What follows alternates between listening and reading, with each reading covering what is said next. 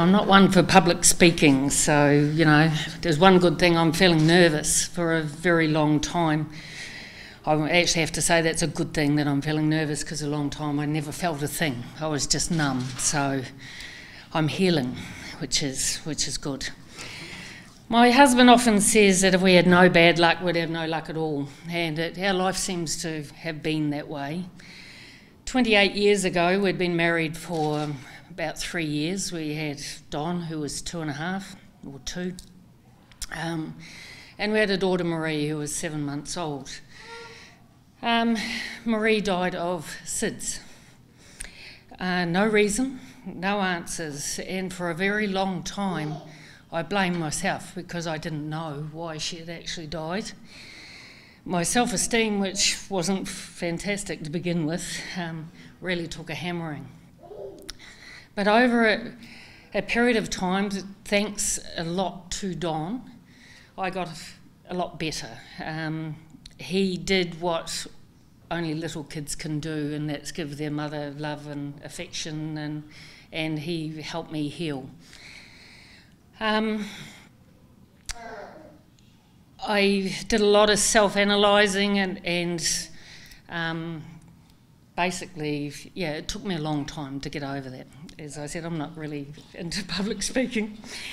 My family was my focus for a long time, and I was of the belief that nothing in my life would ever hurt me like that again, that I'd been rock bottom. Well, unfortunately I was wrong, and Don's death hurt me even more than what Marie's did, because it was just such a waste. It was, you know, and it was a double whammy, and I don't think anybody deserves that. When he died, our whole world was destroyed. It came crashing down again. Through the irresponsible actions and total disregard of the road rules by another person, my family will never ever be the same. I will never be the same. No parent should have to see their child lying in the morgue, broken, damaged, tubes out of their mouth. It's just, I will never forget what that looked like. It was so cruel. It destroys families. I can honestly say that it hasn't destroyed us, but boy, has it fractured it in some ways. 7 years later, the emotions are still really, really raw. It is so apparent when we're all together. I think we're all walking on eggshells a lot of the time, trying not to upset each other, trying not to say the wrong thing. Our family has lost its balance because there's someone missing. That, you know, every memory we have of Christmas and birthdays and everything else Don was involved with, and suddenly he's not there anymore, and 7 years later we're still trying to come to terms with that. I've certainly lost my sense of fun. I think I used to be quite funny. I don't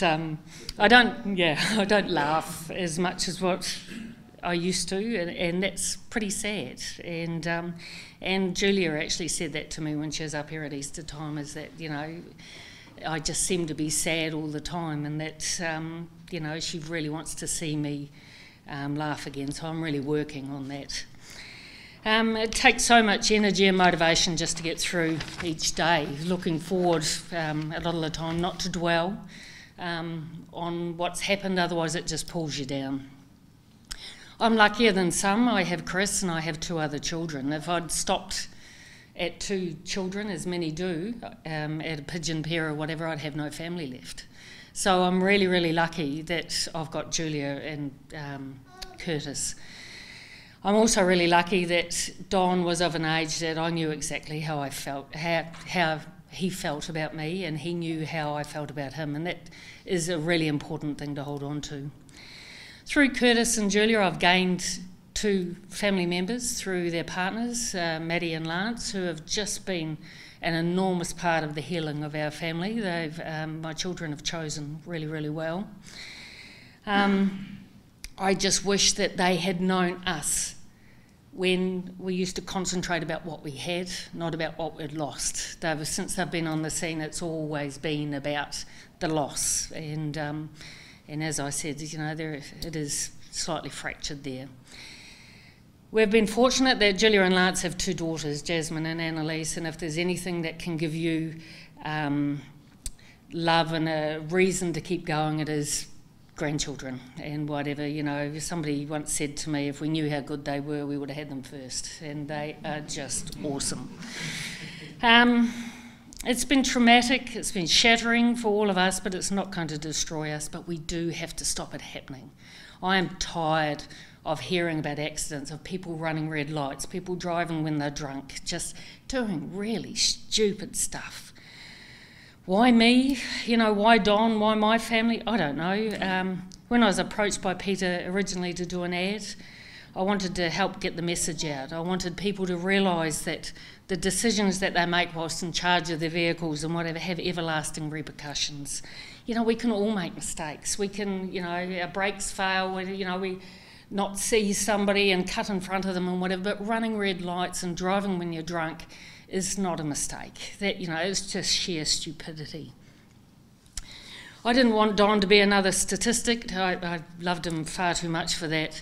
He would have wanted this, you know, he would have liked a little bit of fame, I think. You know, it's, anybody that knew him, I think he was really shy, but I think that he would have liked this. But 6 months prior to Don dying, there was another tragic accident in Darwin where a man by the name of Kevin was on a motorbike, and his partner was on the back, was the pillion passenger, and they were hit by a car, and Kevin was killed and the guy ran away. Don worked with him, the guy that had run away, and he was so upset. He said to me he just couldn't comprehend it. He knew this guy quite well, and he was just devastated that this guy could run away from the scene of a crime, whether he'd been drinking or not. And 6 months later, same thing happened to him. You know, so he would have wanted this. His death affected so many people. To the Chief Minister, thank you for your support. Road Safety, Channel 9, to Peter, Jake, Alex and the rest of the staff, you know, and to Ray Martin, I thank you for your care and compassion and friendship which you've shown us while you've been making this documentary. It has been a really, really difficult time for us, but it has also been a wonderful time in the sense that we've got his story out. And anybody that loves somebody, you like to talk about them. And, you know, I like to talk about Don because I just loved him to bits. It shows it can happen to anyone. It's happened to me, it happened to my family, it happened to Don. This is his story.